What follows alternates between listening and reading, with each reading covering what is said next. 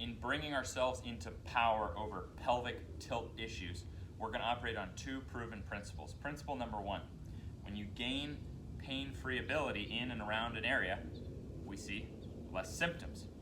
Proven principle number two is that when you gain strength through a stretch position, you actually see an exponential reduction of pain and injury. For each of these four exercises, we're going to look at why, we're going to look at how everyone can start, and then I'm going to tell you exactly where it fits into the ATG system so you have the best understanding for safety and results. The seated good morning. Why? Well, compared to any other exercise, this actually puts the most strength through a stretch position on the posterior side of the pelvis, meaning a common exercise like an RDL, okay, the hips are going to maybe come, we're going to get the thigh and torso maybe about a 90 degree or a little bit below. Even a squat's going to be really nice, but if we look at the seated good morning, this is actually the most. And what's so cool is that everyone can start it, because you just go sit out at the edge of a bench. I've trained people into their 80s on this. They just start with the pink dumbbells.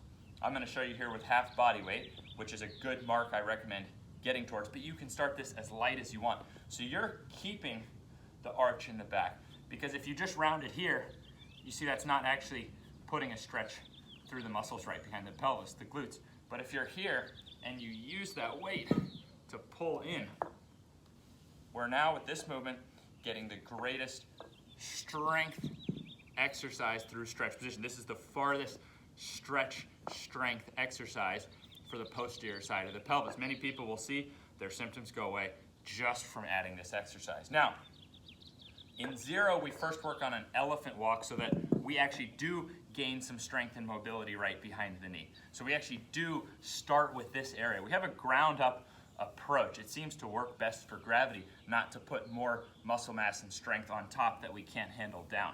So we do start with elephant walk in zero, but regardless of how far you get on that, you would then have more gains to sift and bring yourself with the seated good morning in dents.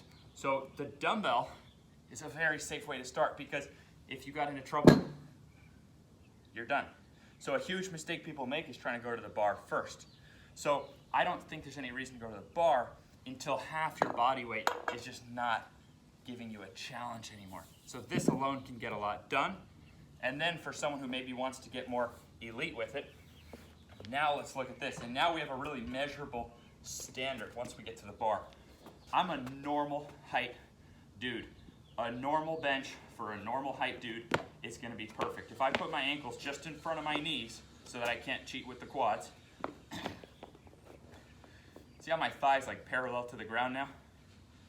So if you were taller, you'd be up like this and it wouldn't be fair for you. You would actually have to put plates under your bench. I'll show you what that looks like. See now how it's lifted me up? So if you were taller than me, then boom, you'd be at a nice position. The same could go true the other way around. So for a shorter person, you might have to elevate the feet. But again, see how that now puts me at too great of an angle? So you want the thigh about parallel to the floor for a measurable standard. So this would be the right height for me. Now watch my back as I go down. I'm actually trying to get the lowest point of my abs to touch the bench. So I'm not just rounding here to get down. The lowest point of my abs to touch the bench.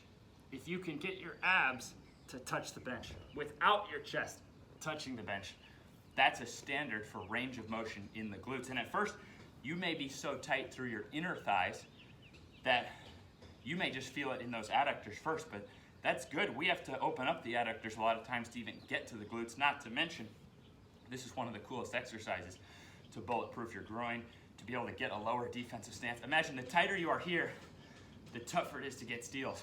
I have really crappy reach, but I get a ton of steals on people because when I'm on defense, you see this? So I'm powerful in this position because I can hold my posture in this position rather than rounding, which wouldn't be as powerful of a position. So this is half my body weight. We do this in dent, not standards, because in standards you're allowed to push your strength more, whereas in dents it's about dominating a weight at more of a safe level. Why would that be? Well, what happens if you went too heavy? This is now not a good position to fail, right? So with other exercises, like we use the single leg RDL in standards because you can just let go of the bar. You see what I mean? So that's why we use the seated good morning in dense, because dense is not a program where you're really going to failure. It's more about dominating a weight repeatedly with exact amounts of time. So here you go, here's your standard. Half body weight, should be pain-free and easy with perfect posture, with abs coming to the bench. So my abs are touching the bench, my chest is not. There you go. So the seated good morning, like this, 0 studies have ever been done on it. But that should make you very optimistic because millions of people suffer from these pelvic tilt issues, yet we haven't even tested the #1 most common sense thing to do about it.